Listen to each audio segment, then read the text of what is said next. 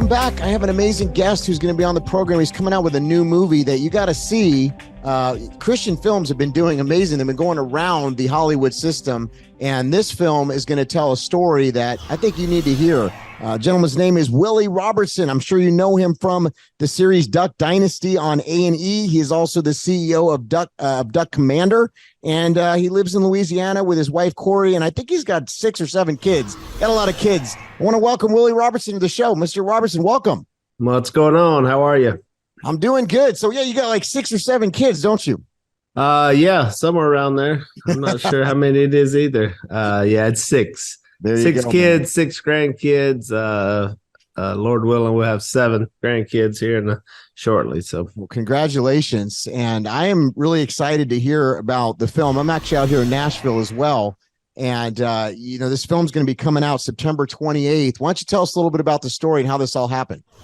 yeah, it's really a story of redemption, of hope, when everything seems hopeless. So it's the story of my parents, Phil and Kay Robertson, who went on to be on Duck Dynasty and do a lot of things. And so we took the story way back where it began, which is their marriage and their life, and really the struggles and how it almost all ended. And if the marriage had ended, then, if you track that forward, there wouldn't have been a company, Duck Commander, there wouldn't have been a show, all the way to right here this moment. I wouldn't be on your podcast, I'm assuming, unless I'd done something else in life. So yeah, it really changed the trajectory of their whole life. And it's a timepiece. It's set in the 50s and 60s and 70s. So it was kind of cool to shoot a movie like that, where we went kind of back in time and shot it right around Northwest Louisiana where they lived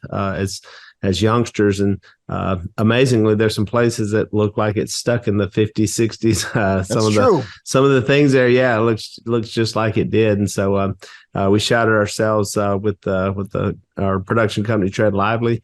And because we really had an impact, really, when we saw Duck Dynasty and the impact it made on people. Right. We were like, man, there needs to be more movies and TV and stuff, that families can watch. And so we got into that, and we weren't sure whether to do this project right off the bat, but it being our own family. But we just thought the story was so incredible, just of what they came through and what led to, eventually Duck Dynasty, and also a lot more things, podcasts and other shows and books and all this kind of stuff that people know all over the world. And so, yeah, we took it back, and it's just, it's you think it's a story of Phil and kind of how he came out, kind of had this enormous come to Jesus moment. But I think it's really about Kay and her dedication to stick it out with him through the hard times for the sake of her family. Yeah. And to hold that thing together. That's so important, man. A lot of times I say people see the glory, they don't know the story. And I love how the Lord is using the testimony of your family to really show how, things came to be the way they are today. God has used you as a voice many times to stand for biblical values and principles. And I know there's been times you've taken stances that have not been easy. Why don't you tell us a little bit about how it's been being in the public spotlight and having your family in the public spotlight? How is that? Well, yeah, I mean, most of my memories happen right after the movie ends, which is the early 70s, is when I started remembering things. And then what I remember really is the good and the positive that this couple had. And Dad just, had this really fire for the Lord and really wanted to share with others. I think he was really bold, but I think he was just so appreciative of what God brought him through. He just wanted to share that with others. So I saw that and was very influenced by it, especially the sharing the faith aspect of it, and just sharing that good news. And it's like if he could turn around, then really anyone can. So it was so remarkable to see that. So that really influenced me. And then as in life, we did the same things we do now. We just did them on a way smaller scale, locally here in our hometown. And then, in fact, the whole TV show, Duck Dynasty, when I went to Dad and said, hey, I think they want to film a show about us. And he was like, it's a terrible idea. No one's going to watch this. And I said, well, I mean, it could be a bigger platform where we could share the gospel. And, probably literally based on that, he agreed to do it. And then the movie was very similar. We approached him about doing this movie, and which I knew would be hard for him. I think in Christianity and even in life, we're like, hey, that's the past and you got to look forward and, forget what's gone. You can't change anything. And I think that's good and great until we decide to make a movie and highlight that whole part of their life, the whole dark chapter. But again, he said, well, if we think it'll help some people and, maybe could get the good news out there to people and they can learn from us, then let's do it. And so they yielded to share with everyone what they went through. That's right. We're in a time where our nation is divided in many ways. There's a lot of polarization. When you're out there and you talk to the folks, what type of responses do you get from, fans and people like that when you're out there? I would say in general, though, even people I've met, that maybe they're not believers or even different parts of entertainment. It's amazing how, when you really just sit and talk with people, right. The commonality that we have. And, I think people get on social media or even like in politics, they toe these lines, but you get these people out of the spotlight, or if you just talk to people face to face, you'll find a different reaction to that. So, right. There's a hype machine that, there's a lot of money made. There's a lot of things that sell based on us being at each other's throats all the time. And so, that's true. That's all perpetuated. And so you just got to keep that in mind sometimes that, there's a fix in there, as far as. Absolutely, man. I'm not saying we don't have a problem. I'm not saying there's definitely issues that, that we're struggling to get along on. But I do say, if you watch the news and what people put out, that's what sells, it's the train wreck, that everybody wants to see. Yeah. Well, you mentioned you're a grandfather. I know you're a father. You got your daughter Sadie that's out there, pretty out there now. I mean, how is it to see your kids that are also out there kind of following some of your footsteps? What does that feel like as a father? Yeah, it's amazing. People would tell me like, man, your kids turned out good. And I'm like, well, they're still turning out too. So you always got to wait. True. It's like you're always watching to see. But they do, they have, they found their own faith and different journeys, and it's different. And I can't imagine even being a youngster right now in these times. It seems more chaotic than when I was young, but probably the generation before, right. Probably people have been saying that for years. But it is. It's nice seeing, them in one way use that platform, for something positive. Yes. We definitely read the stories about people on TV and reality and Disney stars or whatever who just turn out to be tragic, and so it's a lot, and I think they've done great with it. And by the way, it's one thing that I never had experience with. Most everything that they do in life I've experienced, but being in the spotlight or being famous per se, at a young age, I didn't have to deal with that. So right. We're proud of them for sure. Yeah. How old were you when you started getting in the public spotlight? I mean, Duck Dynasty started when I was 40, so that kind of lets you know. I mean, there was a TV show before, so probably late 30s, mid 30s. But we had done some video. We had done, we were on videos and at least in the outdoor space, and so some people knew who we were from that, from the old way back, all the way back to the 80s. You got the Duck Commander videos with duck hunting, and then I started Buck Commander and started doing that. And so, I had some guys in Nashville with us, some singers that were on the show with us. So we started, it was awesome because we kind of got our feet wet. We're able to, by the time Duck Dynasty started for me, I'd had just enough to know just enough to not be completely blown away by what was going to happen. That's so good. I've been in the Christian world for a while, and there's an industry, there's a business aspect to it as well. And I think it's really important, and it's amazing how you've done it, where you've navigated through it and held your faith and held to the standards of your beliefs and just stayed true. I think people notice that and they respect that. What are some of the ways that you were able to do that? Well, it's always a battle, and it's hard, and it's hard to, you've got to keep that faith number one, in your life, and that can be difficult, whoever you are, wherever you are, and whatever stage of life you're in. I think there's a real evil one out there who's constantly, trying to scheme and, come after you and break things apart. And then just, I think being a being a person's difficult. And so, for me, I try to stay rooted in the Word, and Yep.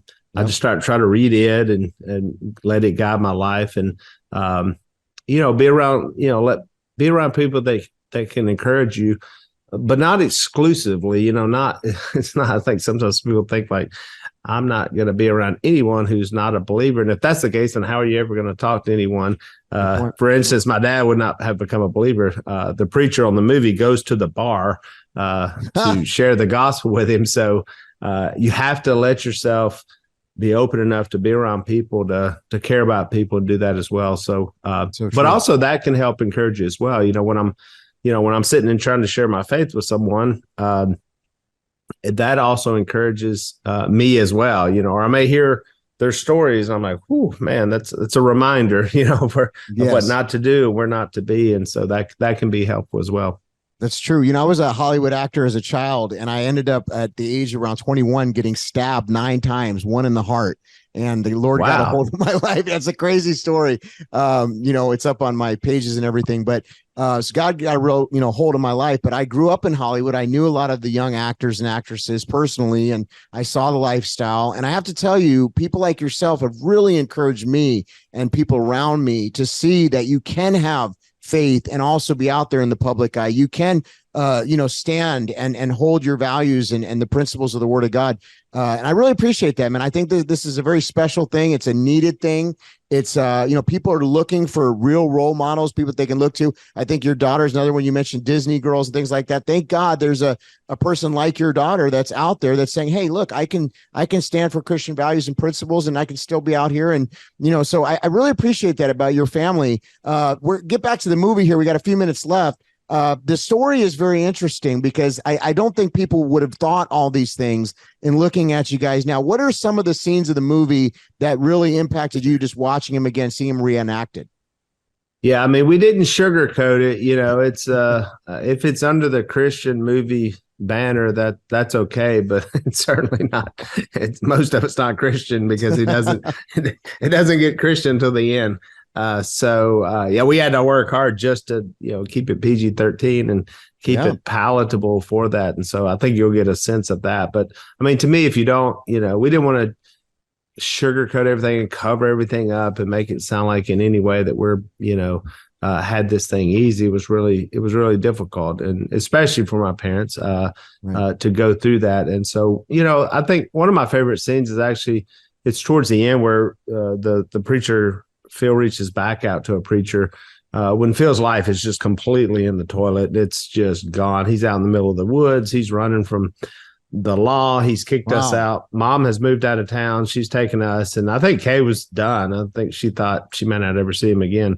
And he reaches back out to this preacher. And the way the preacher goes through, when he actually shares the good news with Dad was just, it's so good, on the show, just how he explains that really quickly and how it all makes sense to Phil to explain to this guy what this would look like, and what could happen to him in his life, if he took this as an option. And so it's one of my favorite parts is just where, Phil's at the end of it. He's like, he's tried everything else to, satisfy himself in life. And that's one thing that I think was really neat.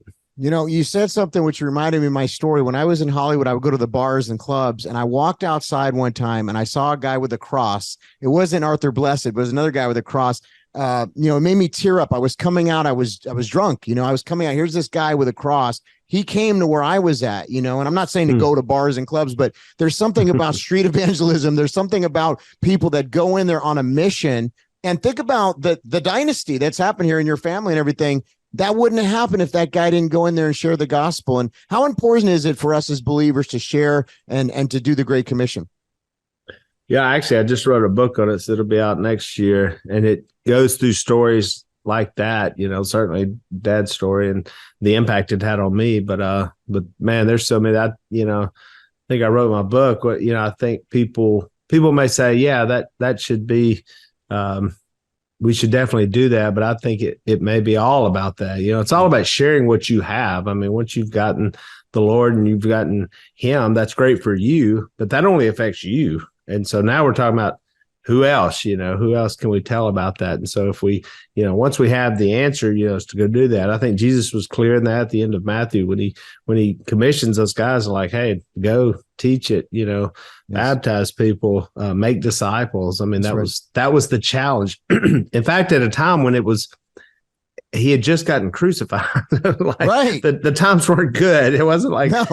But he didn't. I probably would say, hey, stay safe. Think about how we tell everybody, like, hey, stay safe, be careful. And that wasn't the message. The message was to get the message out there. And and I think it's huge. And I think, man, if we don't do that, and we wonder why, I wonder why everything looks like it's going to hell in a handbasket. Right. Maybe because we're not telling others that there's a better way. And so I'm just so thankful that someone shared that with my father. And I've tried to do that as well, share that with others. And it's a journey. First time my dad heard it, he did not respond, in that bar. He did not respond. Right. And it was later. So sometimes you plant that seed, like you saw the guy with the cross, there's a seed planted right there. That's right. And it's bang, and it's something you can come back to. That's right. The word of God is not return back void. I know you got to go, man. Thank you for taking the time to share this with the audience today. And so the movie's coming out. Let's see here. It's at the end of September. And it's going to be September 28th. Yep. And it's going to be theaters all around the nation. And people just go to the regular theater and they'll be able to see it, right?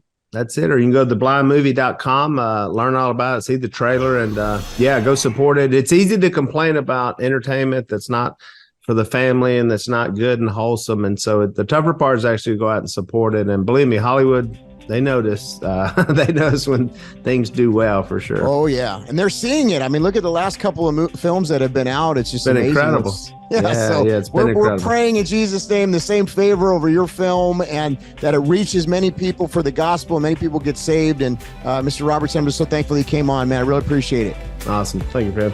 All right. We'll talk soon. We'll be right back with the Todd Coconato Show.